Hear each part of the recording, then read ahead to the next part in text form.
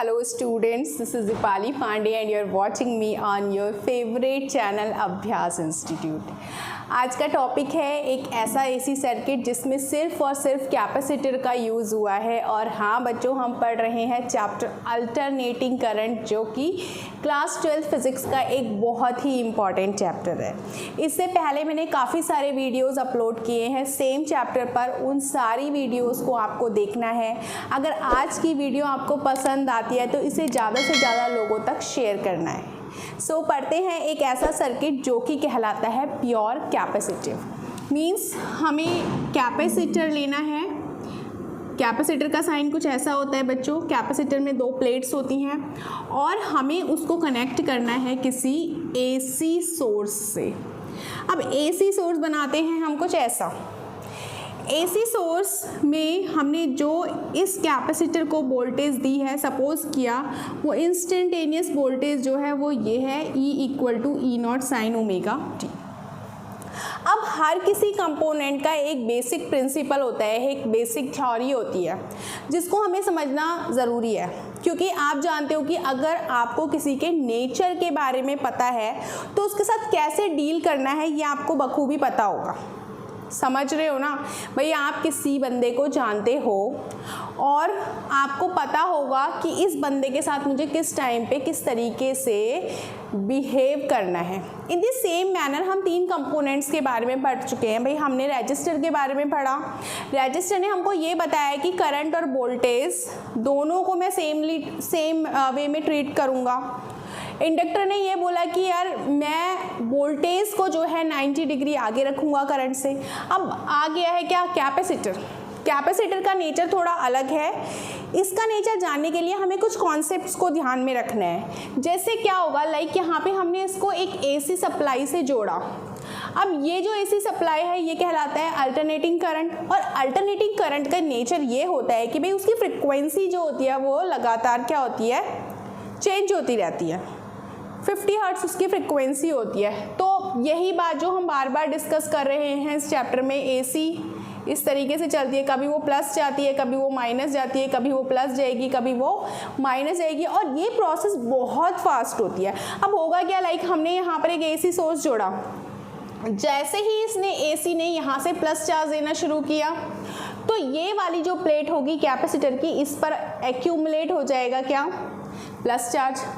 अब ये वाला जो होगा ये नेगेटिव टर्मिनल होगा एसी का, तो ये वाली जो प्लेट होगी ये नेगेटिव चार्ज स्टोर करना शुरू करेगी।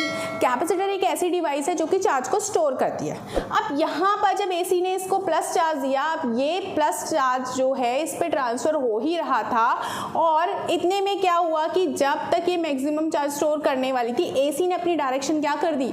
रिवर्स कर दी। एसी पहले पॉजिटिव थी, अब एसी क्या हो गई? नेगेटिव हो गई। अब जब उसने अपनी पोलैरिटी चेंज की तब ये वाला जो टर्मिनल होगा अब ये नेगेटिव की तरह बिहेव करेगा, ये पॉजिटिव की तरह। अब इसने जितना भी चार्ज स्टोर किया था कैपेसिटर ने, उसको वो सारा का सारा चार्ज क्या करना पड़ेगा? डिस्चार्ज करना पड़ेगा, क्योंकि अब इसको पोलैरिटी क्या करनी है भाई? चेंज करनी है। इतनी बात समझ में आ रही है ना बच्चों? मतलब क्या समझ रहे हो कि भाई एसी जो है कभी ऐसे जा रही है, कभी वो ऐसे जा रही है। नदी की तरह नहीं बह रही है कि वो एक ही डायरेक्शन में बहेगी। डीसी नहीं है, वो एसी है। तो एसी ऐसे जा रही है फिर ऐसे जा रही है, मतलब ऐसे जा रही है फिर ऐसे जा रही है। तो मतलब एसी क्या कर रही है? That is not fixed. उसका मैग्नीट्यूड फिक्स नहीं है।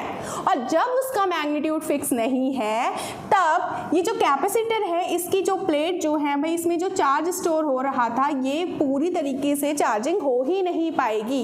कैपेसिटर चार्ज होगा, डिस्चार्ज होगा, चार्ज होगा, डिस्चार्ज होगा, एक डायरेक्शन में चार्जिंग होने लगेगी, इतनी ही देर में उसको डिस्चार्जिंग करनी पड़ेगी। तो अगर हम इस सर्किट से कोई भी बल्ब कनेक्ट कर दें तो क्या होगा? ये बल्ब लगातार क्या करता रहेगा? ग्लो करता रहेगा। ये कॉन्सेप्ट आपको समझ में आया? ठीक है। जो एसी सर्किट होगा, कैपेसिटर वाला जो होगा, तो कैपेसिटर वाला जो सर्किट होगा वो किसका अपोज करेगा?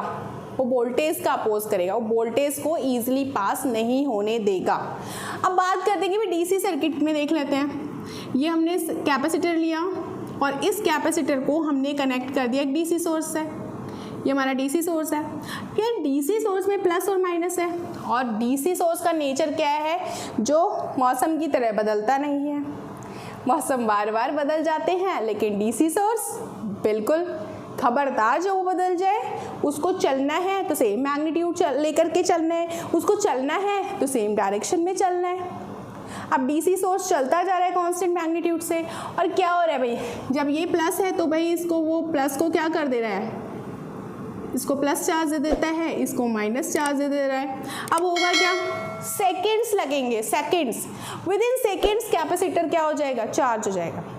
और जैसे ही कैपेसिटर चार्ज होगा, कैपेसिटर बोलेगा ना अब मुझे चार्ज नहीं चाहिए, अब मैं और चार्ज नहीं लूँगा, तो सर्किट में चार्ज की सप्लाई रुक जाएगी। मतलब यहाँ से बैटरी जो हमने लगाई थी, जो डीसी वोल्टेज जो हमने लगाई थी, वो चार्ज सेंड करना बंद कर देगी और सर्किट क्या हो जाएगा, ऑफ। यानी कि अगर हम किसी भी डीसी सोर्स से यहाँ पर हम कोई बल्ब लगा दें तो ये बल्ब कुछ सेकेंड्स के लिए ही ग्लो होगा, और जैसे ही कैपेसिटर चार्ज होगा वैसे ही ये बल्ब ग्लो होना बंद हो जाएगा।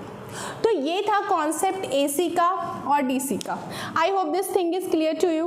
बट आज हम जो बात करेंगे वो हम एक ऐसे सर्किट की बात करेंगे जो कि एसी सर्किट है और जिसमें सिर्फ और सिर्फ क्या है, कैपेसिटर लगा हुआ है। मतलब just like we have discussed about DC circuit, but this is not our topic. हमारा टॉपिक क्या है, AC circuit with only capacitor. ठीक है, तो फिर हमने एक सर्किट बनाया, हमने ये सर्किट लिया, इसमें हमने एक कैपेसिटर ऐड किया और हमने यहाँ पर एक एसी सोर्स लगा दिया। ये हमारा एसी सोर्स है और किसी इंस्टेंट ऑफ टाइम ये वोल्टेज जो सेंड कर रहा है वो है E = E0 sin ओमेगा।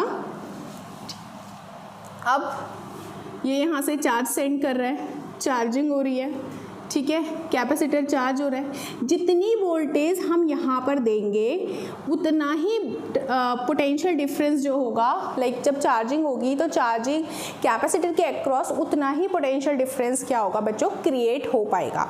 यानी कि बच्चों हमें यहाँ पर एक चीज़ ध्यान रखनी है कि जो E होगा वो किसके बराबर होगा, वो V के बराबर होगा। नाउ यहाँ से ये लगातार चार्ज भेज रहा है, ये Q चार्ज भेज रहा है, मान लेते हैं ये Q चार्ज भेज रहा है। एंड बच्चों हम ये जानते हैं कि C = होता है Q/V। ठीक है, C = क्या होता है, Q/V। नाउ यहाँ पर हम क्या करेंगे कि हमने अगर यहाँ से Q की वैल्यू निकाली तो Q = क्या हो जाएगा, CV। अब V जो है वो E के बराबर है और E जो है वो किसके बराबर है, E0 sin ओमेगा t के बराबर है। क्या हम यहाँ पर V की जगह पर E0 sin ओमेगा t लिख सकते हैं? बिल्कुल लिख सकते हैं। दोनों भाई भाई हैं, दोनों प्यारे हैं, है ना, दोनों एक दूसरे का सामान यूज़ करते हैं, दोनों की बॉन्डिंग बहुत अच्छी है। बट कैपेसिटर के केस में ही ऐसा है। ठीक है, तो E और V जो है वो हमारा बराबर है। ठीक है, नाउ यहाँ पर हमने क्या किया, हमने माना कि at any instant of time, हमने मान लिया कि किसी instant of time, at any instant of time t, ठीक है, suppose current in the circuit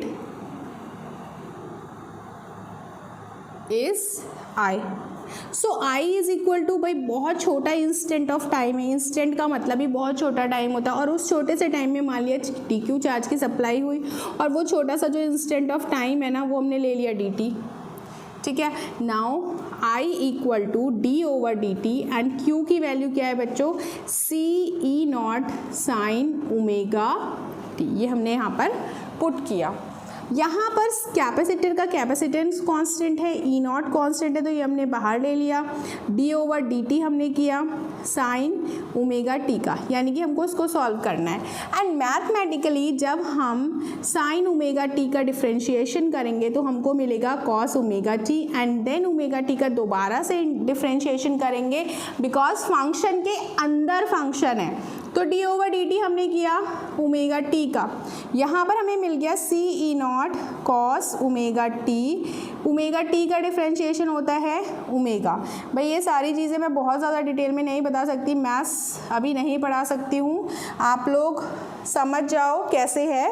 नहीं समझ में आ रहा है तो अभ्यास इंस्टीट्यूट पर मैंने डिफ्रेंशिएशन का एक वीडियो अपलोड किया है, उसको देखो, समझो डिफ्रेंशिएशन कैसे होता है।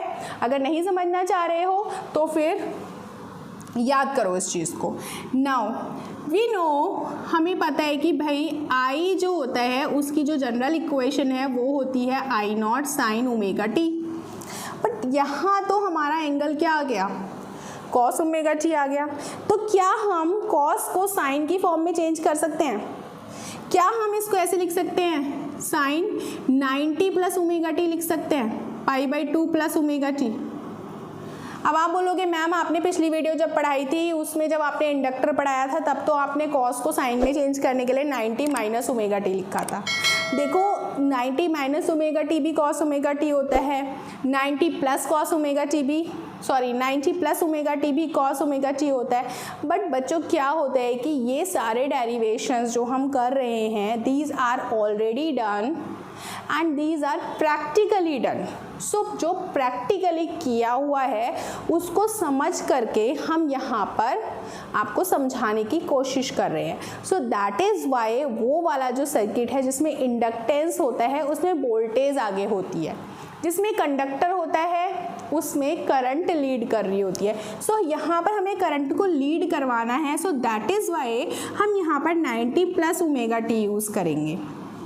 ये इक्वेशन को मैंने लिख दिया है क्योंकि यहाँ पर मैंने I0 की जो वैल्यू है उसको मान लिया है ओमेगा सी एप्सिलॉन नॉट।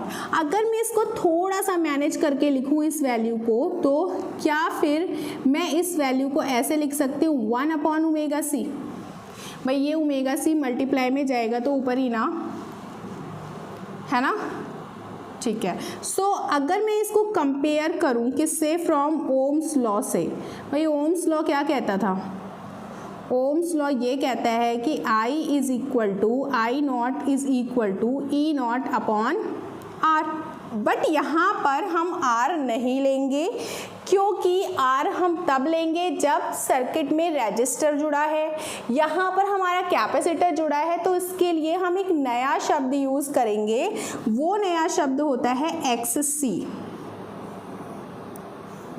यानी कि अगर मैं इसकी और इसकी कंपैरिजन करूं तो यहाँ से हमें ये कंक्लूज़न मिलता है कि जो XC होता है वो 1/ओमेगा सी के होता है बराबर, और XC को हम कहते हैं कैपेसिटिव रिएक्टेंस।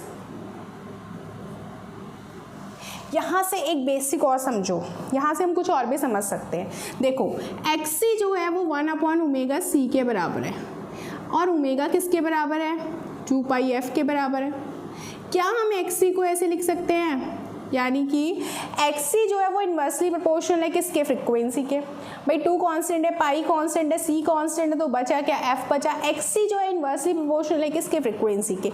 मतलब एक ऐसा सर्किट या एक ऐसी डिवाइस जिसमें फ्रीक्वेंसी ज़्यादा है तो वहाँ पर रेजिस्टेंस क्या हो जाएगा, कम होगा। मतलब वो उसको आसानी से क्या करेगा, फ्लो होने देगा करंट को, उस करंट को वो आसानी से क्या फ्लो होने देगा, ठीक है। जैसे AC करंट की बात करें तो AC करंट की फ्रीक्वेंसी क्या होती है, ज़्यादा होती है। फ्रीक्वेंसी ज़्यादा होती है तो रिएक्टेंस क्या हो गया, कम हो गया। अब जब रिएक्टेंस कम हुआ तो AC करंट क्या होगी, आसानी से फ्लो कर पाएगी एक ऐसे सर्किट में जिसमें सिर्फ और सिर्फ कैपेसिटर जुड़ा हुआ है। बट अगर हम बात करें for DC current, DC current के लिए यहाँ पर ध्यान दो बच्चों, अगर DC करंट है तो भाई DC करंट की जो फ्रिक्वेंसी होती है वो तो ज़ीरो होती है ना। कैसे ज़ीरो, इसलिए क्योंकि अभी मैंने बताया था ना बहुत ज़्यादा रिजिड है भाई DC करंट, चेंज ही नहीं करती अपनी डायरेक्शन, मैग्नीट्यूड सेम ही रखती है हमेशा। अब मैग्नीट्यूड सेम रख रही है तो मतलब डायरेक्शन तो चेंज ही नहीं करी ना डीसी। अब जब वो चेंज नहीं करी तो उसकी फ्रिक्वेंसी क्या हो गई, 0। अब जब फ्रिक्वेंसी 0 हुई तो एक्सी क्या हो गया, 1/0, यानी कि एक्सी क्या हो गया, इनफाइनाइट। अब एक्सी इनफाइनाइट हो गया तो भाई इनफाइनाइट रेजिस्टेंस क्रिएट कर रहा है, ठीक है। इनफाइनाइट रेजिस्टेंस क्रिएट हो रहा है किसके लिए, कैपेसिटर के लिए। और जब इनफाइनाइट रेजिस्टेंस क्रिएट हो रहा है कैपेसिटर के लिए, यानी कि एक ऐसा सर्किट जिसमें सिर्फ और सिर्फ कैपेसिटर जुड़ा हुआ है, वो डीसी सप्लाई को स्मूथली फ्लो नहीं होने देता, वो उसको फ्लो ही नहीं होने देता। वो इतना ज़्यादा रेजिस्टेंस क्रिएट करता है कि सर्किट क्या हो जाता है, ऑफ हो जाता है। बट एसी सर्किट के केस में वो थोड़ा फ्लेक्सिबल है, एसी को वो कम रेजिस्टेंस क्रिएट करता है और उसको वो फ्लो होने देता है। यहाँ से हम ये प्रूफ कर चुके हैं फॉर डीसी सर्किट। देखो ये क्वेश्चंस कॉम्पिटिशन्स में बहुत ज़्यादा आते हैं, मैं आपको सारे सारे ट्रिक वाले क्वेश्चंस कराने की कोशिश कर रही हूँ। मैंने आपको इंडक्टर वाले सर्किट में भी बताया था, इंडक्टर वाले सर्किट में मैंने आपको बताया था कि डीसी की सप्लाई स्मूथ क्यों होती है, एसी क्यों नहीं फ्लो होती। उसको देखना है तो पुरानी वीडियो देखो अभ्यास इंस्टीट्यूट पर, उसको भी अच्छे से समझो। नेचर की बात चल रही है कंपोनेंट्स के, नेचर को समझोगे तभी सर्किट्स को एसोसिएट कर पाओगे और तभी फिजिक्स में अपना फ्यूचर भी बना पाओगे। यहाँ पे अगर हम एक्सी और एफ के बीच में ग्राफ ड्रॉ करें, भाई अगर हमने कैपेसिटिव रिएक्टेंस ले लिया और हमने फ्रिक्वेंसी ली और हमने उसके बीच में ग्राफ ड्रॉ करना चाहा, तो भाई क्योंकि ये एक दूसरे के इन्वर्सली प्रोपोर्शनल है, एक्सी जो है वो फ्रिक्वेंसी का इन्वर्सली प्रोपोर्शनल है, तो कुछ ग्राफ इस तरीके से आएगा, इस तरीके से।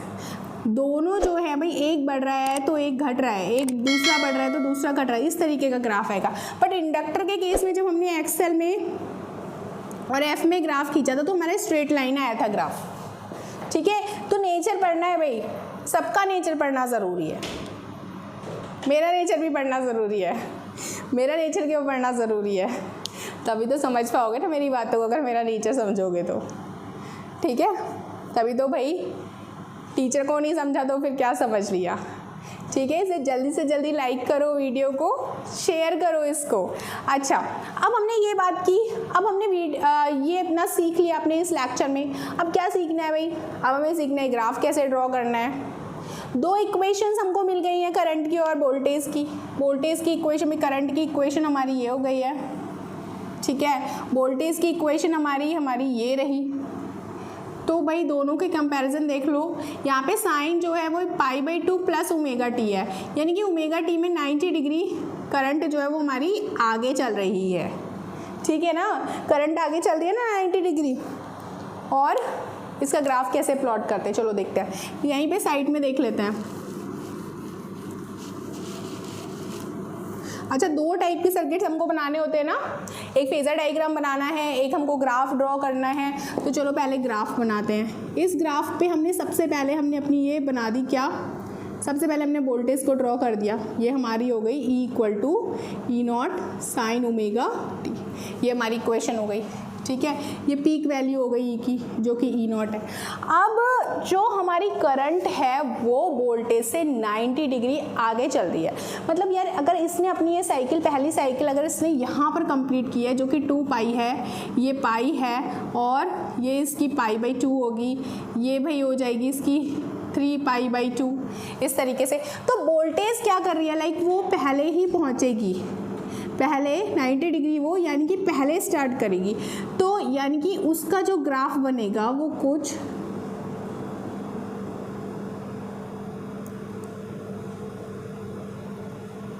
इस तरीके से बनेगा। ये जो हमारी हो गई, ये क्या हो गई, अगर हम इसको यहाँ से हटा दें तो फिर इस तरीके से ये हमारा हो गया I, ठीक है। तो ये हमारी जो इक्वेशन हो गई, ये हो गई I0 sign omega T plus π/2। देखो ये हमारी जो 90 डिग्री पहले, मतलब पहले ही चल चुकी है, और ये जिस पोजीशन पे पहले आ गई है वो इस पर 90 के बाद आई है वोल्टेज, ठीक है। तो अगर आप इसको रखना चाहते हो तो आप इसको रख सकते हो, अदरवाइज आप इसको मिटा भी सकते हो। तो ये माइनस इसने π/2 से चलना शुरू किया था, ठीक है, ऐसे बना देंगे। अब फेजर डायग्राम कैसे बनाएंगे, फेज़र डायग्राम बनाने के लिए सबसे पहले हम ई का बनाएंगे। तो ई का हमने ओमेगा टी ए शो किया, तो ये हमारा जो वेक्टर हो गया फेज़र, ये जो वेक्टर में ये हमारी वैल्यू हो गई ई नॉट, ठीक है।